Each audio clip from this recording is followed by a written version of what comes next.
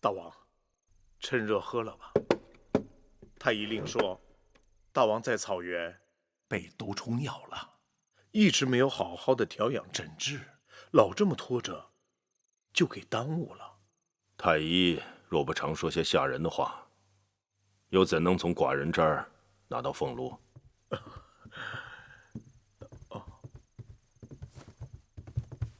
拜见大王。芈月回来了。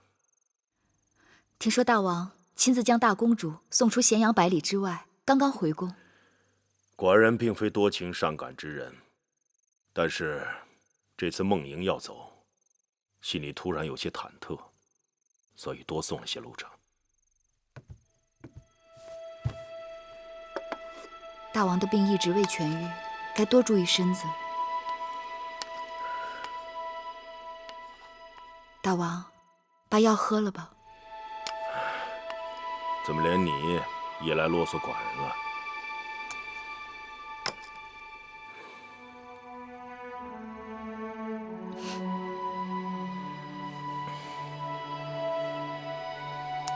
多谢大王。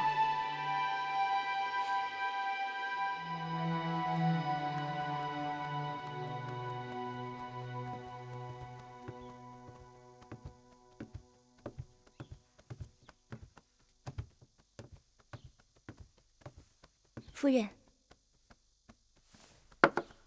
听说太医院又派人去承明殿了。唉，自从2年前大王去了那一曲草原，被毒虫咬了，这身子就一直没有调养过来。一到春秋换季，就犯咳疾。朝堂上好像又有人在议论立储的事情。论才华，论军功，公子当中无人能与华儿比肩。朝堂上和旧族里，也有不少人看好他。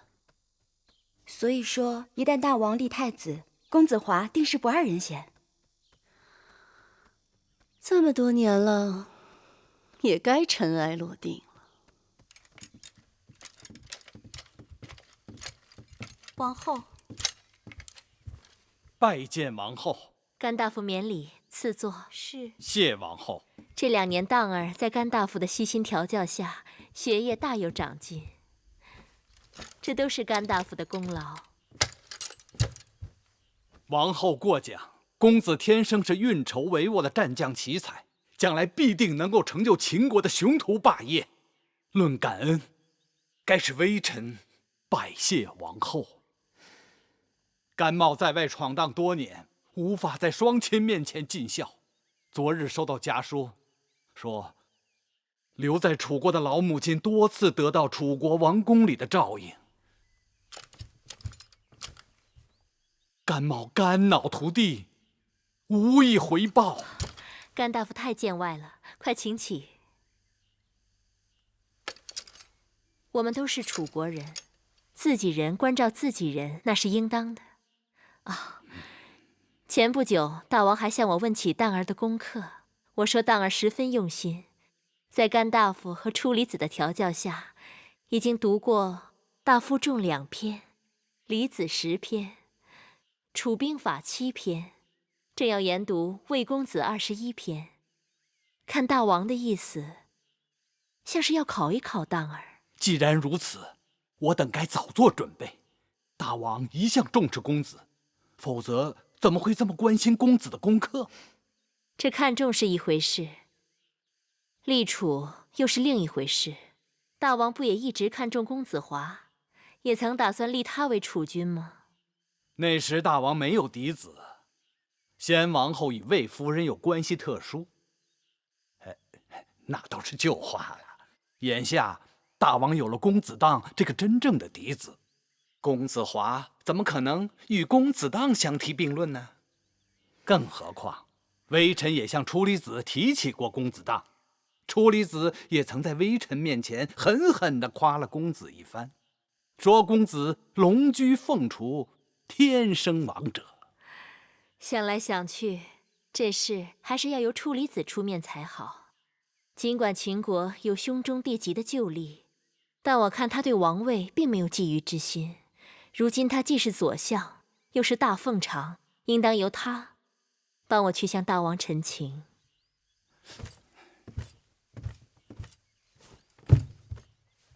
王后，在臣心目中，公子是太子的不二人选。只要朝廷商议此事，微臣定会鼎力支持公子。那就有劳甘大夫了。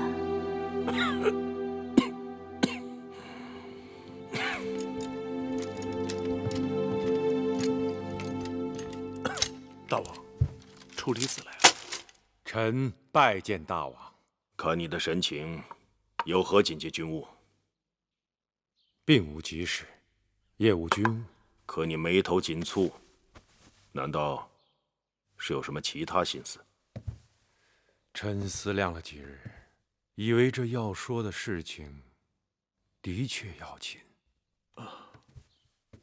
坐。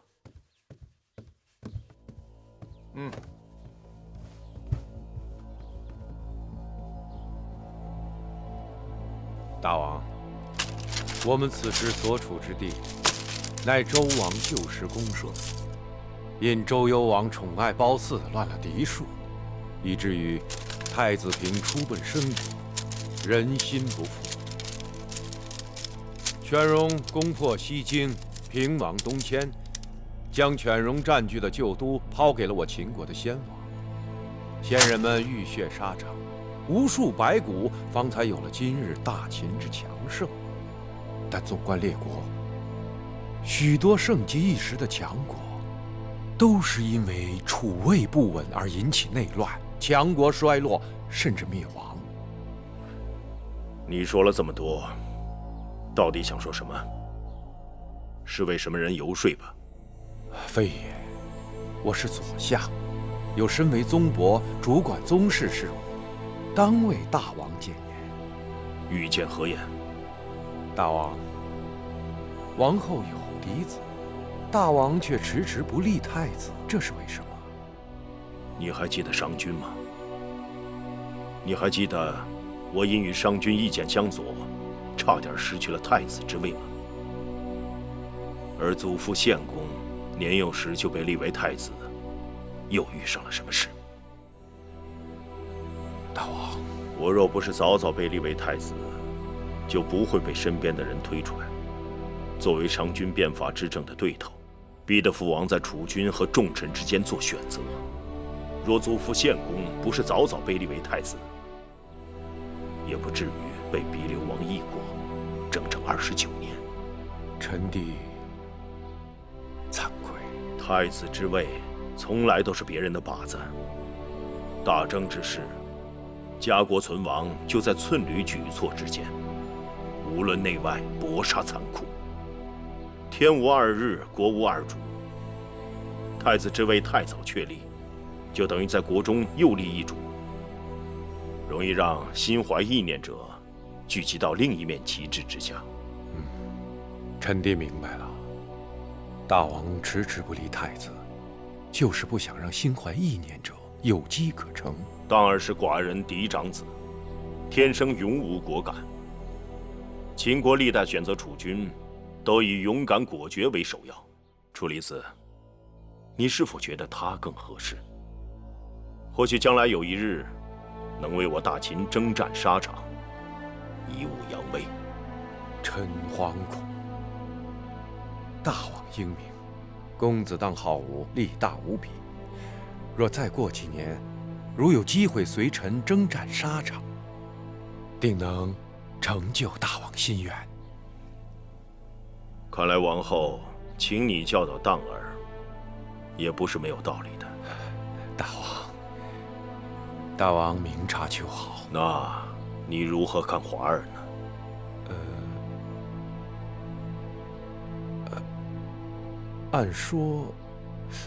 按说公子华是大王的长子，好学上进，又多有军功，是个可塑之才。只是他的生母和其魏国背景，恐怕对他有所拖累。华儿才华出众，在诸公子中颇具威望。寡人只想对自己的每个孩儿都能做到公平。都说大王宠幸芈月，所以也难免爱屋及乌啊。继儿率真可爱，冰雪聪明。寡人政务繁忙之余，逗弄小儿郎，削发舒心。臣弟以为，那公子季既然是幼子，不必肩负国家重任，大王格外溺爱些也无妨。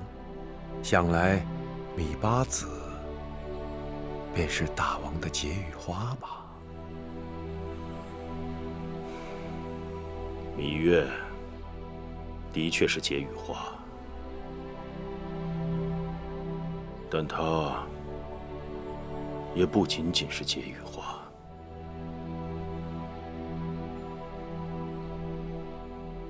你到底在担心什么？是怕寡人专宠妇人而乱了朝纲吗？臣弟追随大王多年，岂有不知大王为人的？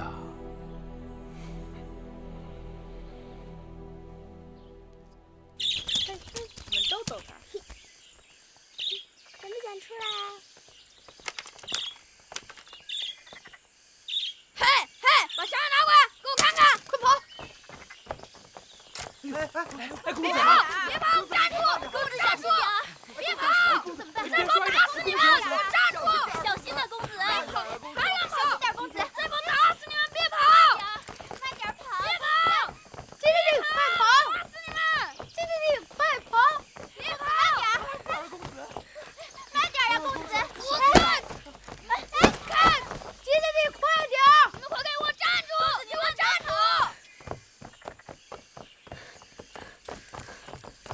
一强凌弱，非君子！滚开！叫你跑，叫你跑！把香拿来！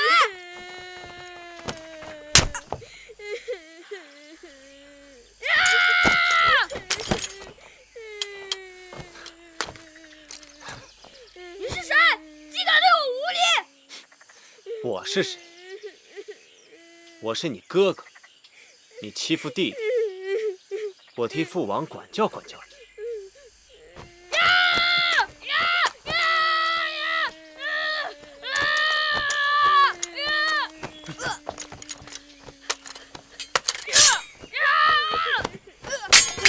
公子没事吧？滚开！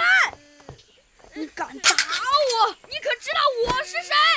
你欺负弟弟，就仗着身材比他们高，力气比他们大。遇到身材比你高、力气比你大的人，你只会说：“你可知道我是谁？”你是谁呀？我是……你给我等着，总有一天我会亲手把你打趴下，叫你跪着向我求饶。好，这句话倒像个好汉。那我就等你长大，练好本事，来找我打架。公子，姐，滚开！给我滚开！都给我滚开！公子，快跟上啊！公子。夫人，夫人知道公子要回来，早早就熬好了桃花粥等着公子了。春吃鲜花，夏吃果，秋食野菌，冬喝汤。你在军中辛苦了，春天喝点桃花粥是最活血养颜的。母亲为孩儿太操心了。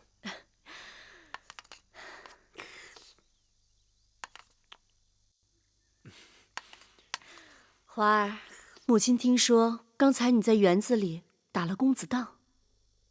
哦，他以大欺小，应给他点教训。何必管那闲事儿，得罪了王后啊！啊，既然已经得罪了，就得罪了吧。反正芈月眼下才是大王面前的红人。母亲，华儿只是看着不公才出手的，并非想讨好任何人。华儿向来最懂事儿了。快，趁热喝了吧。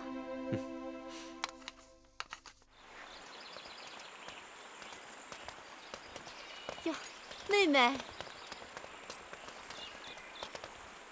魏夫人，公子华，妹妹也逛园子呢。哎呦，真是凑巧了。昨日花儿还跟我提起你们公子季，说小小年纪正气凛然，令人刮目呢。魏夫人过奖了。公子华打抱不平，仗义直言，本该受芈月一拜。八字严重，说不上什么仗义直言，只是看不惯仗势欺人，以大欺小罢了。华儿自小就这样，所以在兄弟当中威望最高。继儿当以公子华为楷模。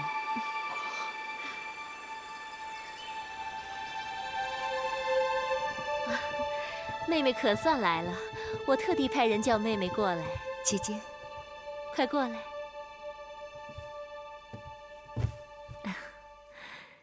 你看，这是太医院特制的桃花丸，我用了一阵子，还真不错。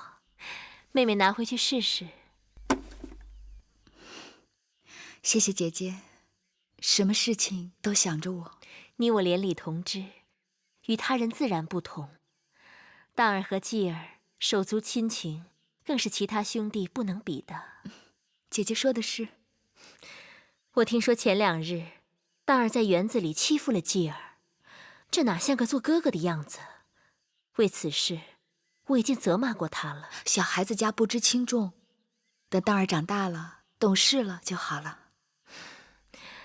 我是怕妹妹因为此事与姐姐生分了，更怕继儿受人挑唆，与当儿从此疏离。不会，牙齿有时还免不了会咬到舌头呢。我就知道妹妹识得大体，顾得大局，他人再用手段也是枉费心机。对了，我打算把宫里的园子好好修整一番。好妹妹，你帮我筹划筹划，哪日我们一块儿把大王请来，好不好？好。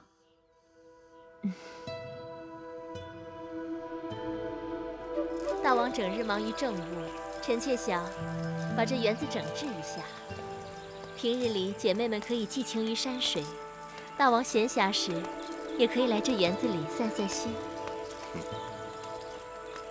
难怪你今日一定要寡人来花园，原来你们都商量好了。是王后的提议，我只是帮着王后把大王请到花园里来。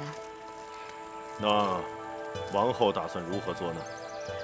臣妾已和众姐妹们商量过了，群策去群力，倒真是有了些好主意。说来听听。臣妾想在那一边再开一个大一点的池塘。这个园子里有山有树有花，唯独缺的就是活水。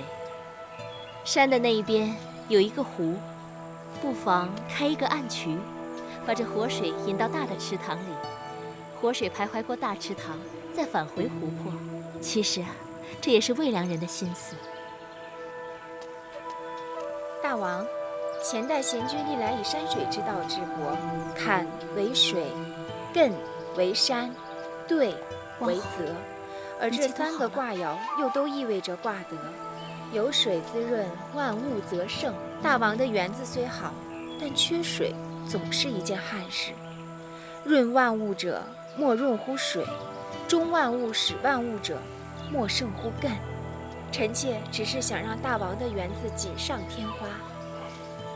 说得好，水见存，习侃；君子以常德行，习教事。安排人手，马上去做吧。是。大王，臣妾想把那大池塘就开在山那边的山丘下。好，过去看看。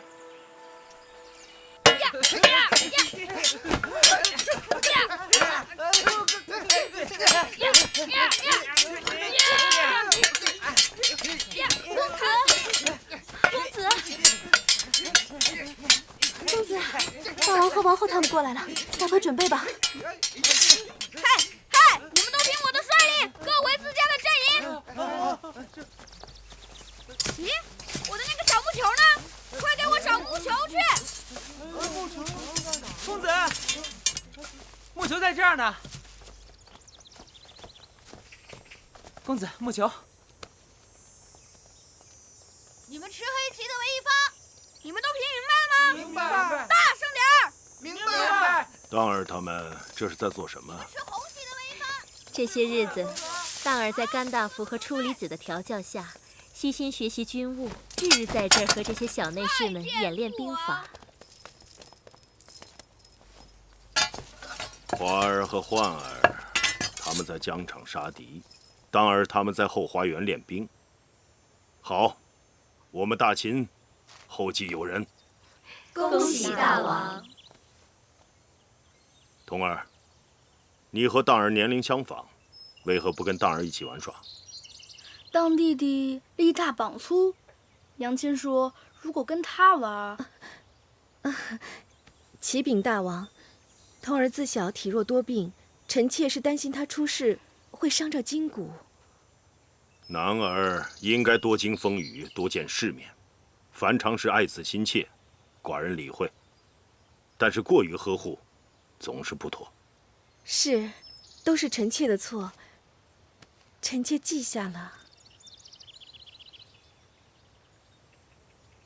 择日不如撞日，今日众人恰好都在，王后不如让当儿带人演练一下，好让寡人同爱妃们高兴高兴。臣妾遵命。珍珠，是。公子，大王和王后要你开始演练。你们转过来。当儿，这是什么兵法？为了公平，当儿他们以木球来定夺开局方。木球由当儿从坡上扔下，滚到哪一方，哪一方就为攻方，而另一方为守方。这种玩法倒是有趣。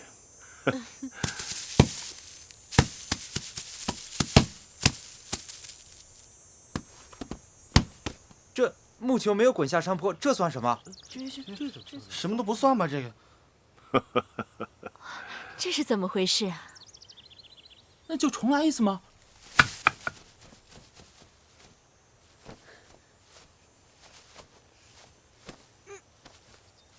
你胳膊最长的，给我把球掏出来。是。大王。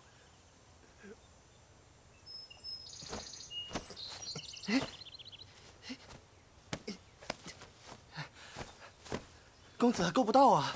废物！说点事儿你都做不到，给我滚开！哎，你过来！当儿身上戾气太重。你们都给我过来！用剑把它挖出来，快点！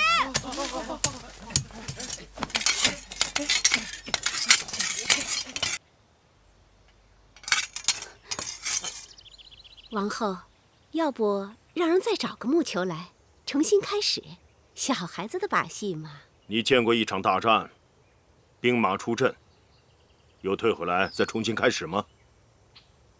你们这帮蠢货，连个风球都掏不出来，笨蛋，废物！废物！你是废物！笨蛋！笨蛋！笨蛋！笨蛋！魏夫人，你为何忍俊不止？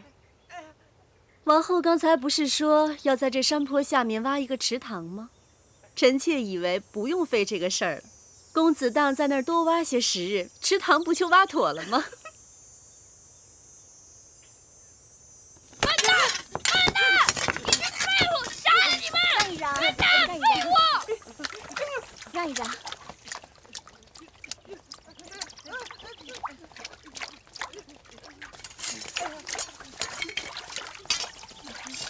让一让！张哥哥，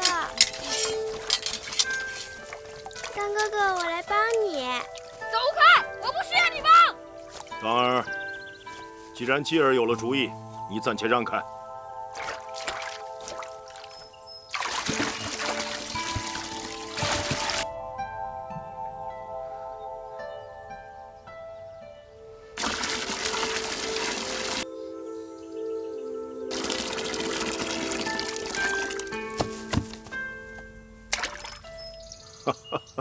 蛋哥哥，木球。我不要！我不要！继儿，到父王这里来。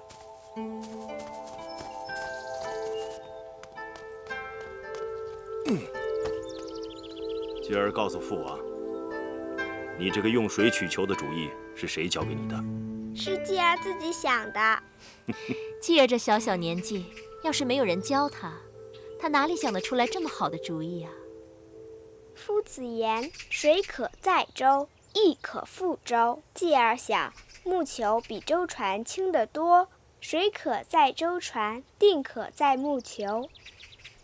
触类旁通，举一反三，继儿聪慧，是寡人的好孩儿。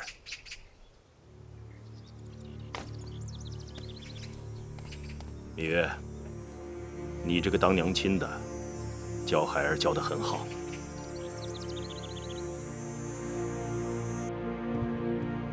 大儿真是太不争气了。王后也怪不得公子，当时那么多人在那儿，谁又想出主意来了？难道那个嬴稷真的天赋异能，引物绝人？王后，先喝口茶吧。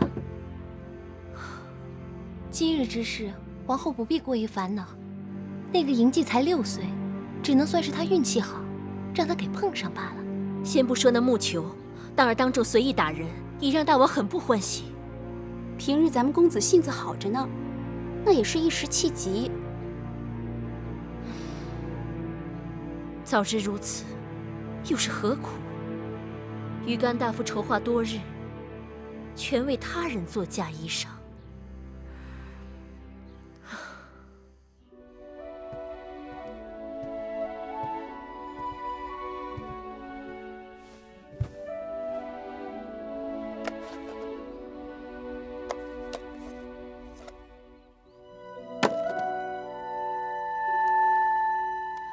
昨日继儿告诉我，他师父教过他玉鞭歌了。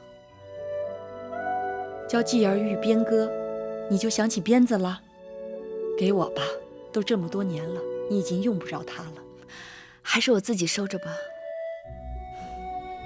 葵婆婆，葵婆婆，继儿肚子饿了，有糕吃吗？有，婆婆刚刚做了桂花芡实糕，婆婆去给你拿。娘亲，去哪儿淘气了？看你一头的汗。慢慢喝，不着急。我跟师傅去骑马了。父王曾说，我若学会骑马，以后就让我跟他一起去打猎。学得怎么样？师傅都夸奖我了呢。真的？好继儿，才6岁就学会骑马了，比娘亲能干。这个是什么？这个是鞭子，比我骑马的鞭子要长许多。这是兵器，顶得上一把刀，一张弓，一支歌。继儿会唱玉鞭歌，娘亲会吗？白马金佩银鞍玉鞭，是娘亲的师傅教娘亲的吗？不是，是另外一个人教娘亲的。我听葵婆婆讲，娘亲用鞭子是天下第一，无人能比，连父王都要让你3分。葵婆婆言过其实了。娘亲教继儿用鞭子好不好？好啊，你看，鞭是一条绳，全靠缠得轻，使鞭时要收回如虫，放出如龙。甘大夫让你写一篇策论，有关蜀中治理的。这10几日过去了，你一字未写，整日与宫中那些有气力的内侍们比举石锁，耍刀枪，你是要气死你母后吗？上次甘大夫让孩儿谈霸业、论兵法，孩儿的功课都得到了甘大夫的夸赞。可那蜀中治理跟我有何干系？这篇策论还是让侧室们去写吧。眼下蜀中治理是你父王心中的一件大事，你要想让你父王看重你，就该有些见地。替父王出谋划策的事儿都让我做了，那些朝廷的谋士将相还做什么？你这话要让你父王听见了，你……母后，孩儿累了，要回去睡会儿。王后不必太心急，公子年纪还小，这些道理要让他慢慢的明白。大王迟迟不立太子，当儿又如此不听话。本来大王好意，让当儿跟着甘大夫与处理子学习军务和政务，结果当儿只知道耍刀弄枪，一点书都读不进去。可毕竟公子是大王的嫡子，处理子也说过，大王是有意将咱们公子当立为储君的。嫡子又如何？秦国历代也不都是嫡子继位，何况大王的念头时时会变，万一有人蛊惑大王，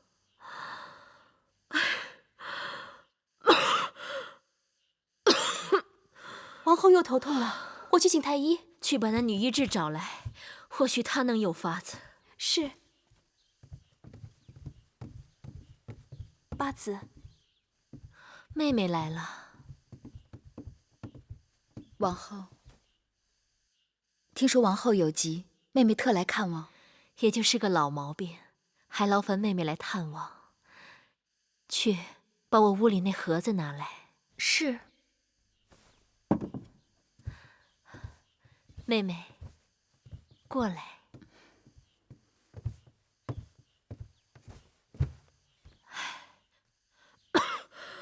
姐姐。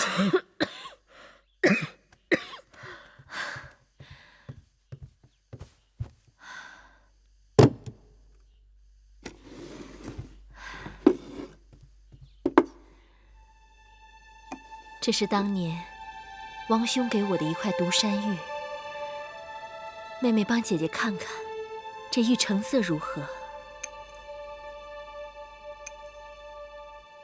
独山玉素来以色泽多彩而闻名，三朝以来都是王室所爱。姐姐这块玉璧晶莹剔透，色作芙蓉，实是不可多见。既然妹妹也说成色不错，那姐姐就将这玉转赠给你。姐姐这块玉太好了，给妹妹就糟蹋了。姐姐知道，妹妹这些年跟在大王身边，见过的宝贝不计其数，但这玉也是姐姐的一片心意。人养玉3年，玉养人一生，还望妹妹不要嫌弃。那妹妹就收下了。姐姐，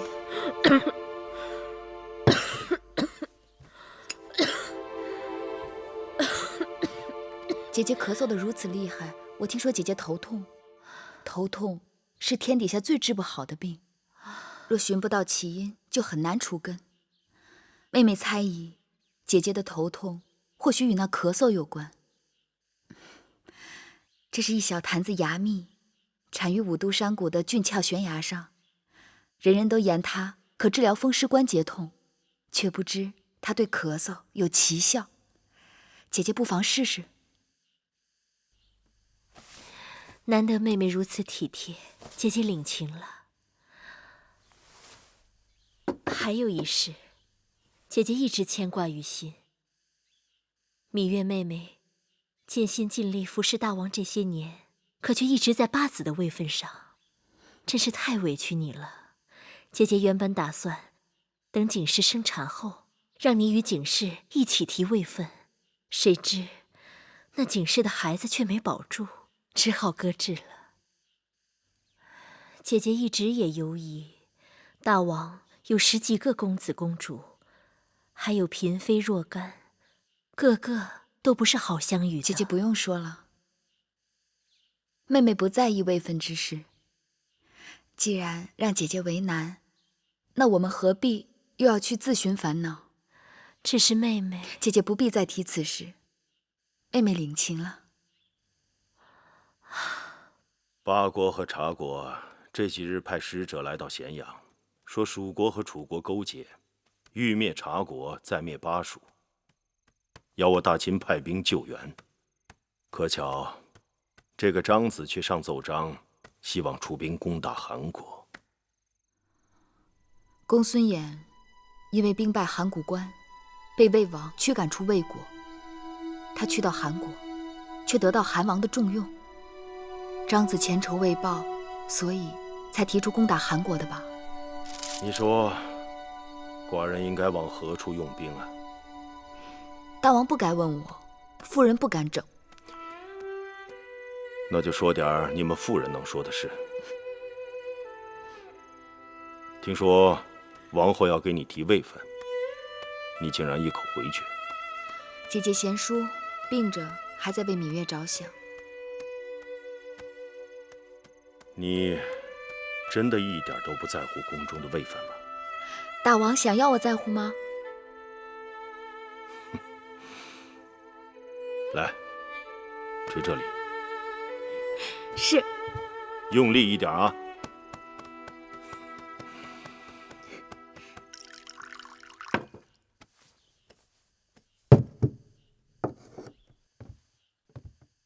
智姑姑的手最为灵验，只要智姑姑一来，我的头疼定能好许多。王后是用心太过，若能释掉心头重负，头疼该会不治而愈。一会儿奴婢给你开一种内服外敷的药，或许暂且可减缓王后的痛楚。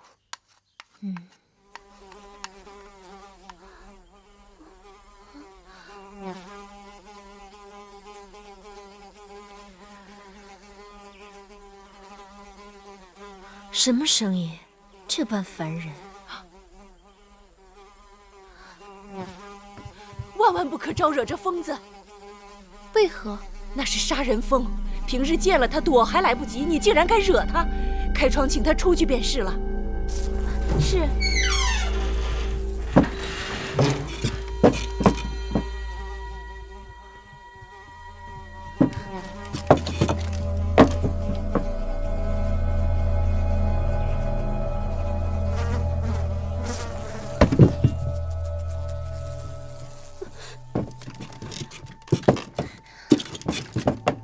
这是在说笑吧？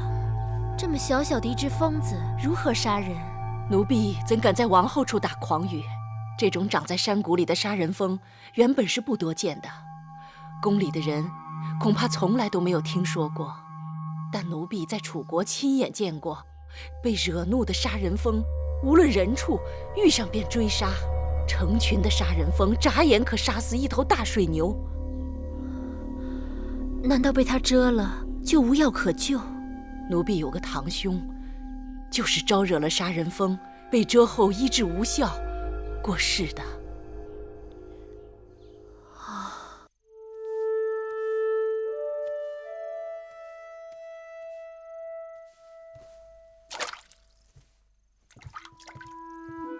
大王到。大王，臣妾失礼。你自己病成这样，还要多礼？太医和女医治为王后诊过脉了吗？诊过了，大王。看来他们不够用心，要不，王后怎么不见好呢？大王不必责怪他们，是臣妾自己的身子不争气。女医治对臣妾有几句话，臣妾思忖良久，觉得或说中症结。寡人愿闻其详。释掉心头重负，病症自然不治而愈。王后心头有何重负？当儿勇猛有余，智谋不够，且从小娇惯，是臣妾没有把他教导好，辜负了大王的殷切期望。当儿年纪还小，心性未定，王后不要过于急迫。大王越是恢宏大度，臣妾越是诚惶诚恐。臣妾有一念头，不知当说不当说。但说无妨。臣妾与芈月是亲姐妹，嬴荡与嬴稷是亲兄弟。嬴荡好武，嬴稷喜文。若是让他们两兄弟经常在一起切磋，必定相互帮衬，互帮互长。王后心思缜密，依寡人看，这主张甚好。一文一武，一文一武，正是铸造社稷重器之正道。寡人明日下旨，选当儿和继儿的先生进宫，商讨如何共同授业之事。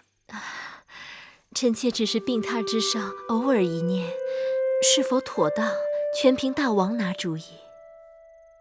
淑儿的主张没有不妥之处。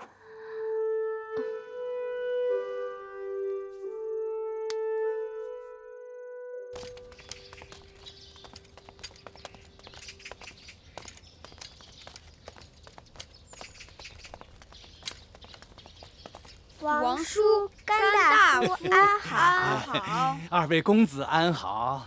公子当、公子季安好。哎，公子季，你手里捧的是什么呀？众臣为公函还是公署之事相持不下，父王令众人各上书表叙述。这么说，大王是要二位公子拿着他们的书表叙述去学习？正是。二位公子慢走。王叔、甘大夫继而告辞。好，走好啊。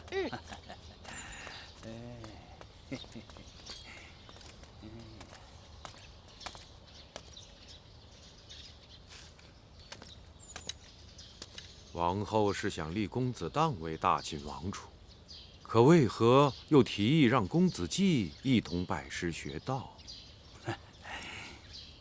楚离子是怕公子季天赋异禀，再有芈月助阵，把公子当比了下去。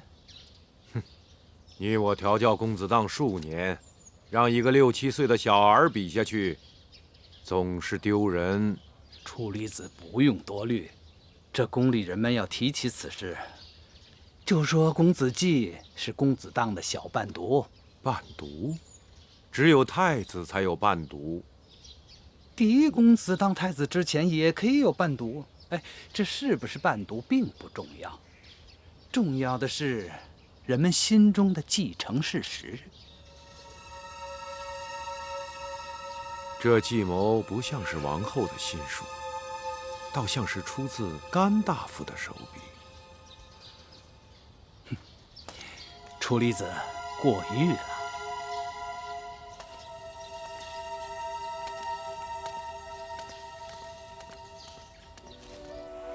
你这次陪司马将军送书表，能在咸阳待上几日？司马将军可以多住几日。我明日就要启程，返回京中。就这么点时间，你还来看我？小人想念姐姐嘛。还有，司马将军也特意嘱咐我，一定要来看望姐姐。司马错将军提议伐蜀，而张仪提议伐韩。你来见我，是希望我能在大王面前进言，帮司马错一把。什么事也瞒不过姐姐啊！你可知道，张仪也托我向大王进言，建议伐韩。那姐姐如何去做？我谁也不帮，我只看大王自己的意思。你就没有别的事情要跟我说？咱们的小狼弟弟白起怎么样？他呀，他就是个半疯子，打起仗来不要命，而且他打仗的风格特别奇诡，从百夫长升到大都统，再到偏将，只要他出兵，仗仗皆胜。就连司马将军都说，带兵20多年，还头一次见到像他这么有天赋的将士。你有没有把孙武13篇交给他？交了，当然交了。不过我觉得他好用骑兵，不落窠臼，兵法在他手里多有新意，总有一些出其不意的效果。他是个有出息的孩子，好好待他，不要过分拘着他。家人知道。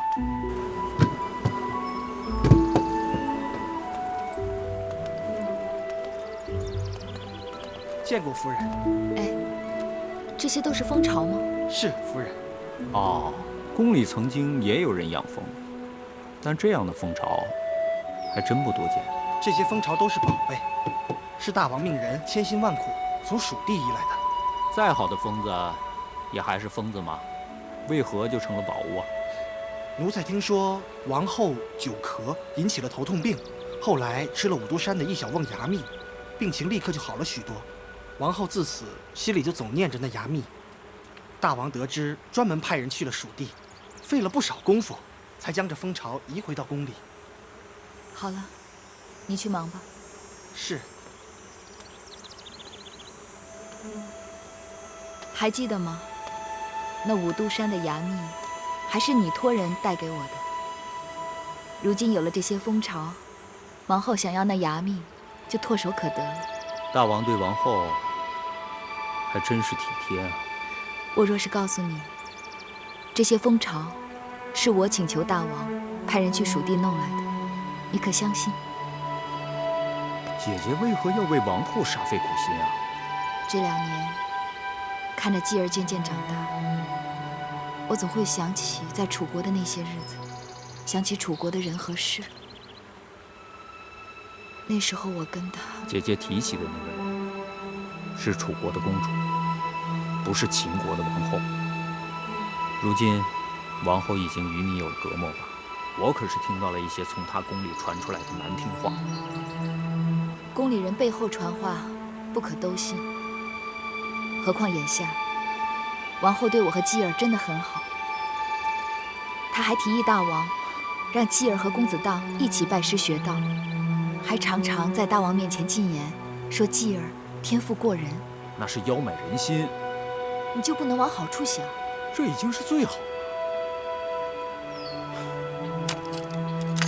你不知道，外面都在说继儿在给淫荡做伴读。伴读就伴读，有什么不好的？我不喜欢。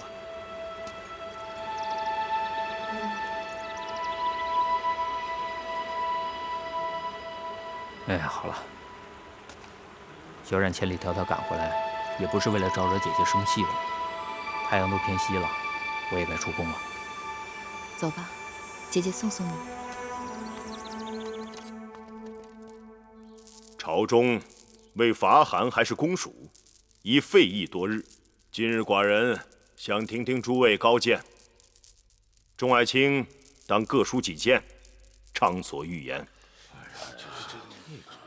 攻韩不易，伐蜀也不易，这事啊要从长计议才好。是啊。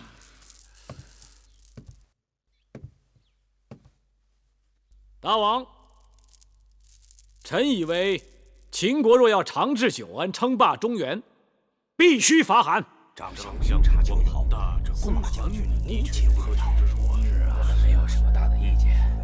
他们若意见相左，这就难办了。当日公孙衍5国联兵，就是自是奉了周天子之诏。臣以为若要杜绝此类事情再次发生，打下韩国，控制周天子当为首选。继续说。臣以为，我当与魏、楚、鲜为结盟，让魏王发兵三川，再让楚国兵临南郑，我秦军去攻打新城、宜阳，兵临洛邑城下，逼周天子献出九鼎和玉玺，秦国方能挟天子以令天下，天下莫敢不从，遂成就帝王之大业。大王，大王，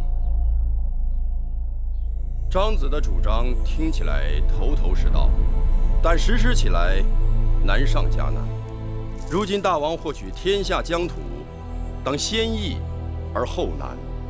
巴蜀眼下有桀纣之乱，若以大秦之兵力去攻打，如豺狼，如群羊，取其地足以广阔国土，得其财足以富民养兵。我大秦借道八国，并吞巴蜀，而天下不以为报，历尽西域而不会引起诸侯反对，是以一举而名实两副，而又有尽暴政乱之名。臣不以为然。想那巴蜀乃西僻之小国，就算是秦国能借到八国攻蜀，别忘了八国入蜀之道艰难崎岖。我大秦为攻打巴蜀兴师动众，却与大秦的霸业无关。劳其众而不足以成名，得其地而不足以为利。臣闻争名者于朝，争利者于世，而今三川周氏乃天下之世朝，大王不争于死，反去争巴蜀，离王业远矣。大王，若我大秦攻韩挟天子，必遭诸侯同仇敌忾，迫使他们再度联手对付秦国。周氏可将九鼎赐予楚国，韩国也可忍痛割地于魏国。诸魏两国得利后，随时会与秦国分道扬镳。若他们再度联手齐赵之兵围攻秦国，我大秦必将陷入危险之地。司马将军危言耸听了吧？张国相私心祸国。我有何私心呢？眼下公孙衍就在韩国，张子与他不共戴天，只怕张子是想借伐韩讨伐公孙衍吧？你说我公报私仇？张子敢指天发誓，说伐韩与那公孙衍无关。好了，今日到此为止。你们二人各自再上奏章，详述意见。太史令，在。将他二人今日之言，再抄录一份，交与寡人。是。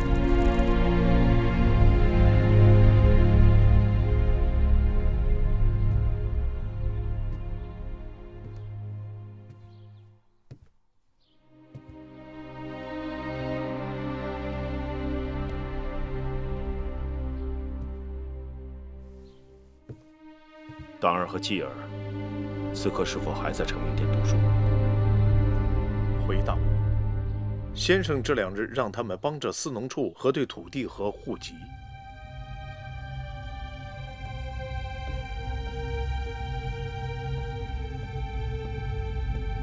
继儿，父王。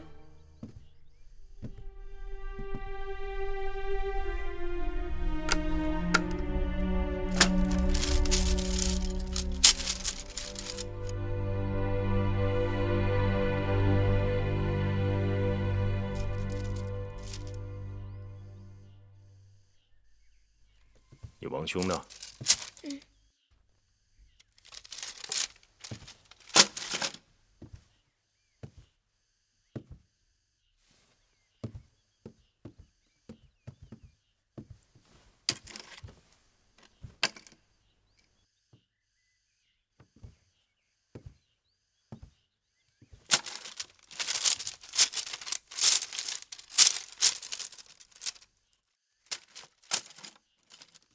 哎，公子，慢点，公子，公子，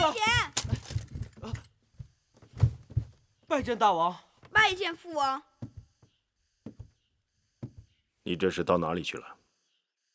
蛋儿肚子不舒服，如厕去了。这是你的功课吗？这么一点小事都做得如此潦草，将来如何担当大任？儿臣该死。土地丈量、户籍登记，乃是国之命脉根本，你怎敢轻忽至此？你是寡人的儿子，不但要有无敌之勇力，更要有治国之本事。你看看继儿，他是你弟弟，年纪比你小，做事却用心竭力，一丝不苟。涂涂画画，打不得天下。先生每次让儿臣论兵法、论布阵，儿臣都是条理分明。论兵法振振有词，论政务笨嘴拙舌，习武厌文，你顶多只能做一介武夫罢了，如何担当大任？孩儿以为天下都要先打下来，才能谈及治理。你以为天下是野牛闯阵打下来的？打天下是要靠心思，而不是蛮力。是，儿臣知错了，儿臣这就去把先生的功课完成。记住，这不是先生的功课，是你自己的功课。是。起来吧。谢父王。身为嫡公子，应该为其他兄弟的表率。寡人像你这么大的时候，恨不得一日当2日用，哪像你这样。好了，先生给你们的功课，以后再说吧。今日父王要给你们一个新的功课，是攻城略地的事情。是。朝廷重臣为伐韩还是攻蜀，已废议了多日。你们都看过张国相和司马将军的书表叙述，各自回去好好想想他们的长短利弊。3日后，与父王讲述你们的主张。是。王后，您不必太担心公子，公子年纪还小，贪玩也是正常的。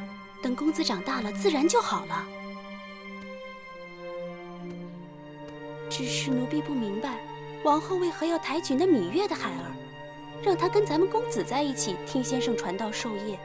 就算是要给公子找伴读，也该找个憨厚老实的。长此以往，当儿就知道什么叫机不可失，时不待我，就知道做人做事如履薄冰。可是那公子季处处都抢了咱们公子的风头。处？哼，我看也未必吧。要真让他谈兵论将，他铁定会输给当儿的。母后，我回来了。当儿，怎么了？怎么愁眉不展啊？你这小脸蹭的什么？父王今日给我们出了题目，让我和公子季论述伐韩公蜀的优劣。若论寻章摘句，那公子季说不定能抢个头彩。可论攻城略地，是当儿的擅长啊。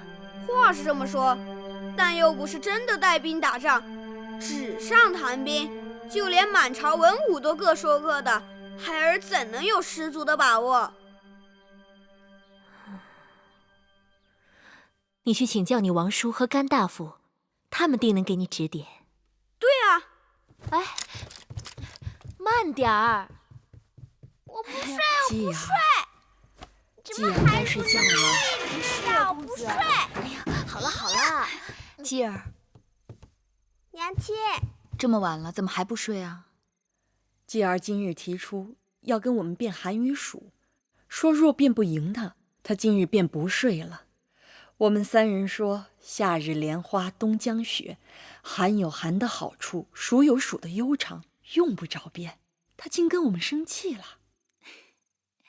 娘亲，继儿要跟婆婆他们辩韩与蜀。不是韩与蜀，是韩与蜀。哦，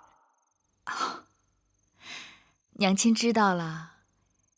继儿是想辩秦国眼下是该攻韩还是伐蜀，对吗？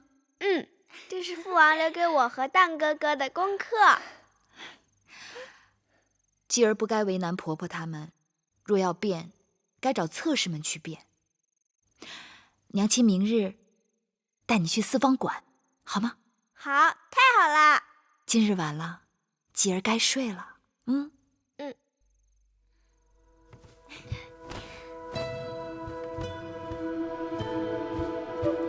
依鄙人看来，国相力主攻韩，自有他的道理。自从公孙远投奔韩国，得到韩王的赏识，他据3晋，窃周天子之名，蛊惑列国，以秦为敌，以报我大秦未能重用其之仇，报张子排己之恨。而张国相也必然是公孙衍为大敌，因此也会对3晋之地和周天子的号令耿耿于怀。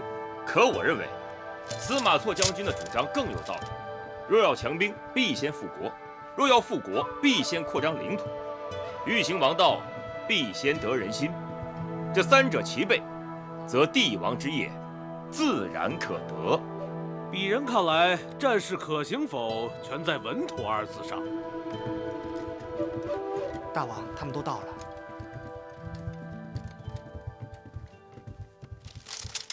拜见大王。免礼。朝会上，众臣为了攻韩还是伐蜀，已争论了多日。今日寡人请你们来，是想让你们跟着看点儿新鲜的玩意儿。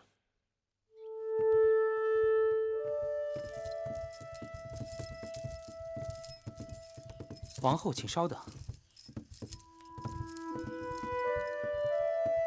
今日大王考荡儿和继儿的功课，姐姐近日闲得发腻，所以邀妹妹前来，一起凑个热闹。荡儿有绝伦之力，高士之志，继儿只能以勤补拙。大王虽器重荡儿，但荡儿也还需亲兄弟帮衬。王后、八子，请。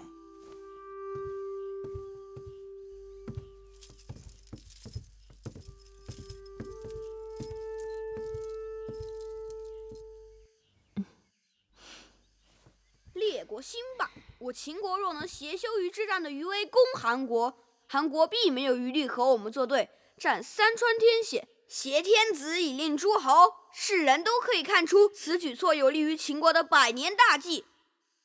父王，休于之战，秦国自己损失了数万将士，因为打仗，秦国错过了农时，去年、今年的收成都不好，如何支撑来年的战事？所以才要打大仗，才要攻韩啊！这2年的收成，反正是注定损失了。就只能从战争中获得，与韩国交战，占领城池和土地，就能获得收成。若是能够挟持周天子，还能令各国上贡。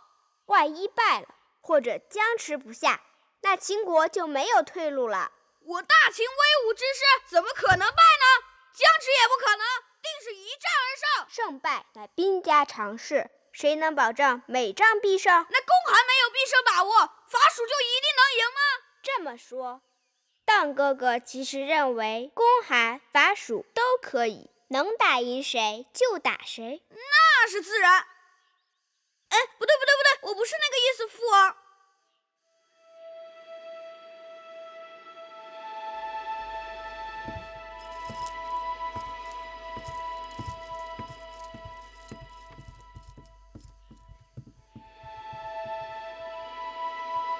这么说，咱们公子和嬴稷变成了平手？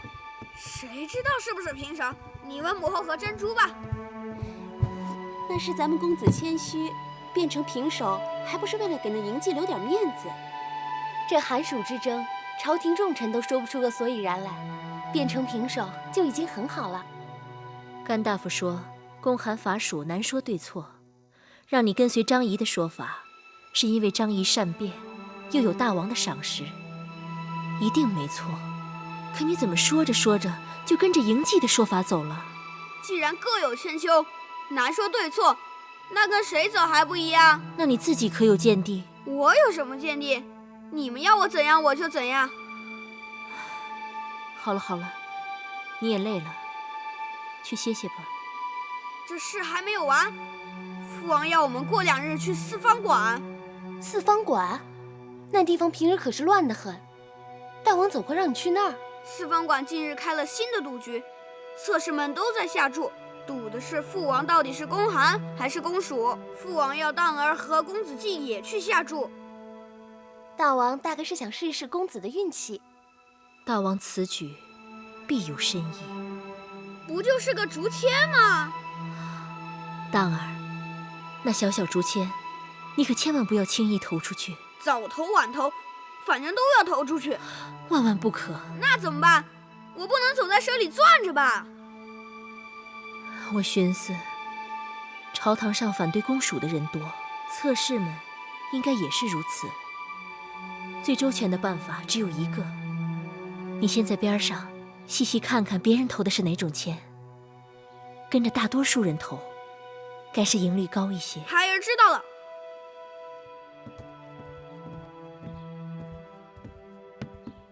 大王，八字来了。大王，时下阳光灿烂，你的脸却是阴雨绵绵。坐。大王，芈月有一事不明。何事？大王，先让荡儿和继儿对攻韩还是伐蜀各抒己见，眼下又要让他们2个人去四方馆投注，这是为何？你向来百灵百力，你说是何意？大王，是想让荡儿和继儿相争吗？寡人是想看看自己孩儿的才干和天分。韩蜀之争本来是朝堂之争，可眼下这样，恐怕会弄成荡儿和继儿之争，这会引起别人的怀疑，甚至是猜忌。谁会猜忌？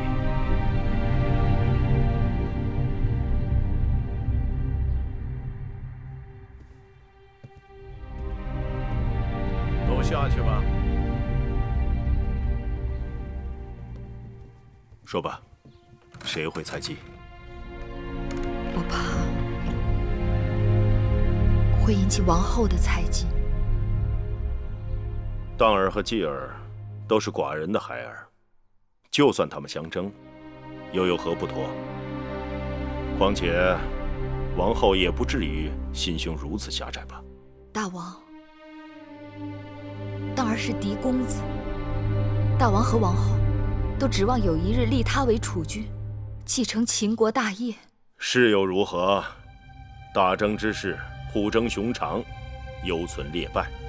无论别人怎么争，都不要拿继儿去相争。再好的刀，也是磨出来的。大王，可我不想让继儿当刀，只想他做磨刀石。芈月，寡人宠你，但你也该知分寸。求大王放继儿一马。继儿不单只是你的孩儿，也是寡人的血脉。大王，你回去吧。以后吴宣、成明殿就不要来了。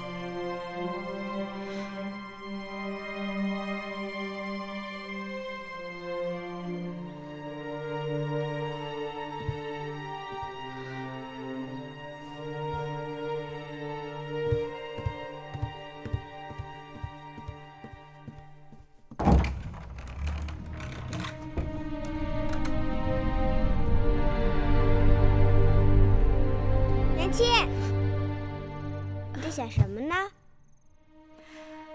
娘亲在想继儿。在想继儿的什么？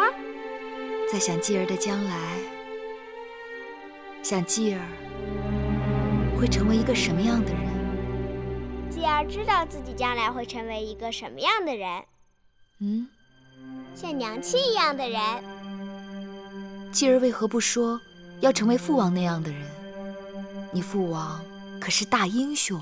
先做像娘亲一样的好人，再做像父王那样的大英雄。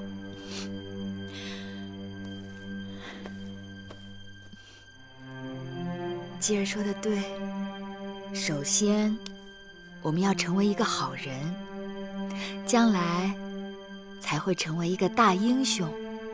明日继儿要和荡哥哥一起去四方馆下注，娘亲有什么要嘱咐继儿的？无论别人怎样，继儿只要用自己的心去下注，就不会错。继儿知道了。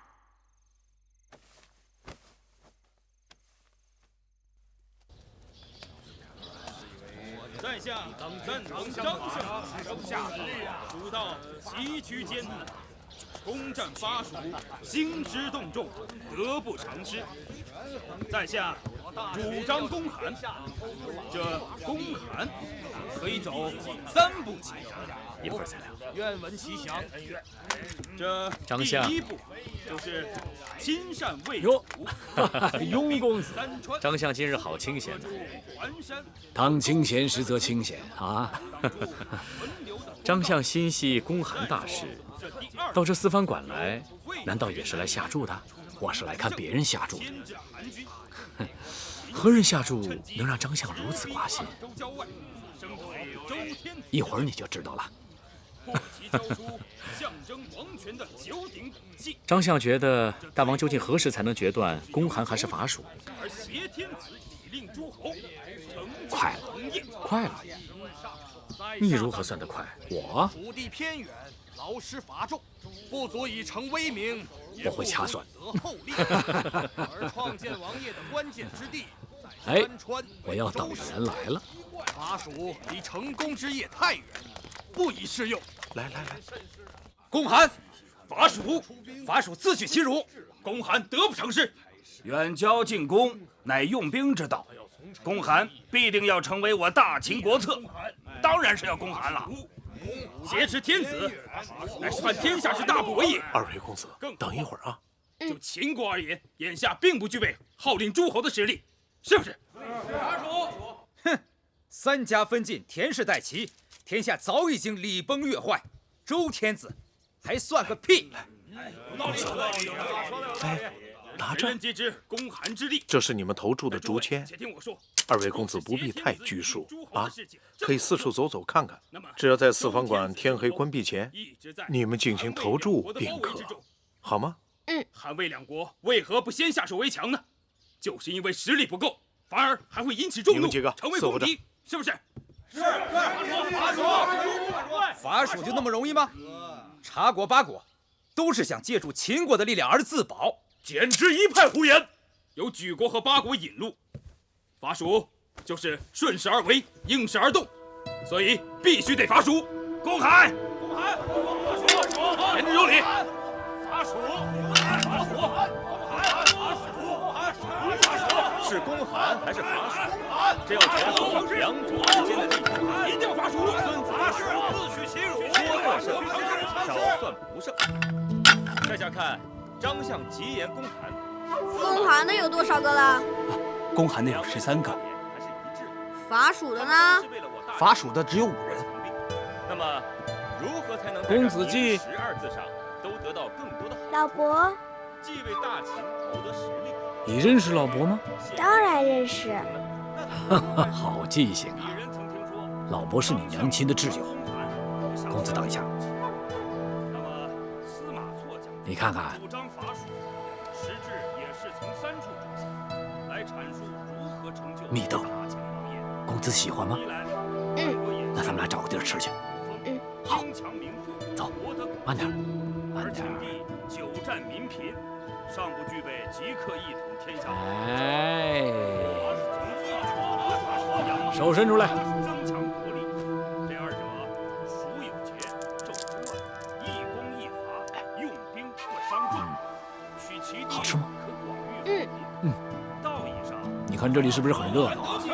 伐蜀，一定要伐蜀！他们好有趣，像树上的鸟，每日从天明吵到天黑，下一日再来接着吵。这里的人就像流水一样，得志了就出去做事，不得志了就留在这里。你看叽叽喳喳的吵嘴。那老伯是得志的还是不得志的？那公子既然在这里遇见老伯，可见老伯是不得志的。老伯大器晚成。大器还晚成，哈哈哈哈！那老伯就借公子其言，啊，你看老伯盼得志，头发都盼白了。眼下有个机会，不过要看公子肯不肯帮老伯了。你是来投注的吧？那你想好了没有？是要攻韩还是伐蜀啊？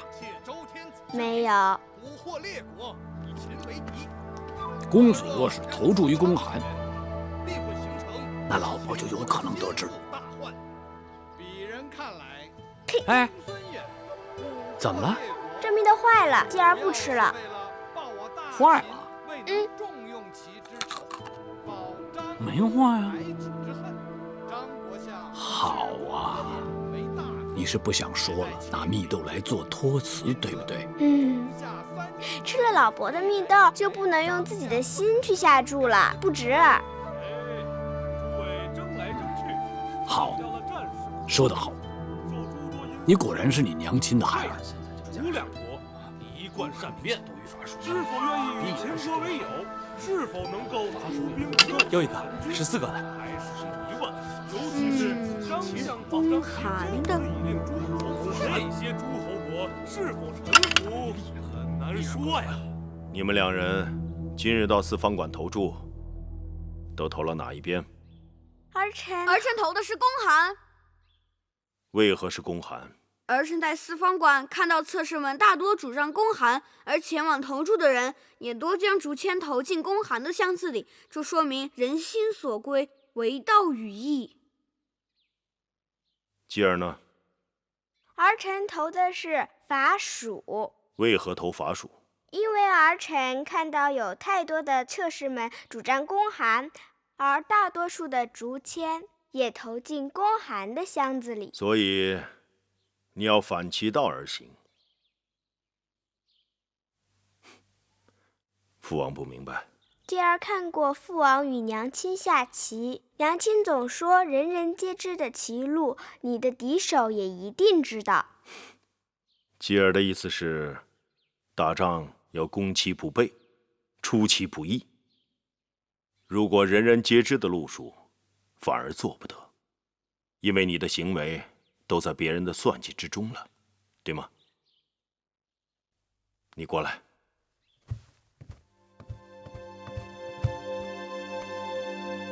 你刚才说的那些话，是谁人教你的？无人教我。不是你娘亲让你这么说的吗？不是，娘亲说让我用自己的心去下注。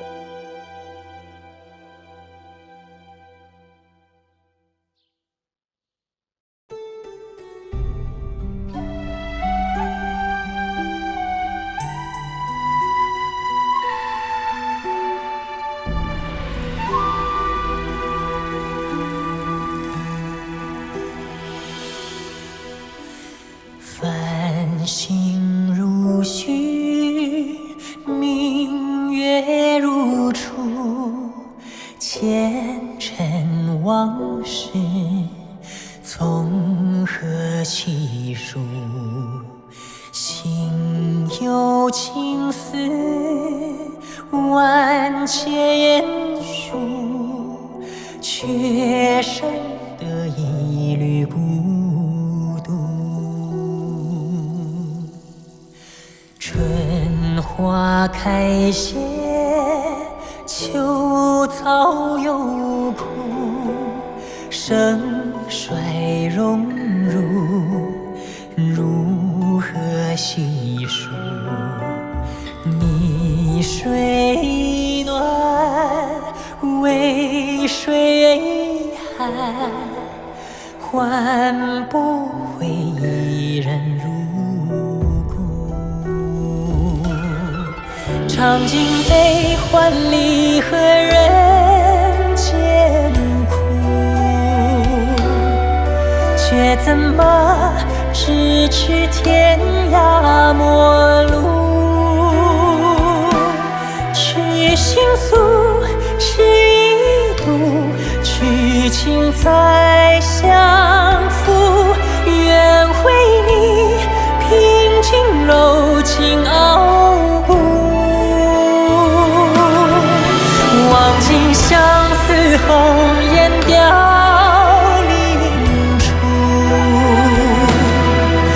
我只愿与你朝朝暮暮，爱如心，恨如骨，生死在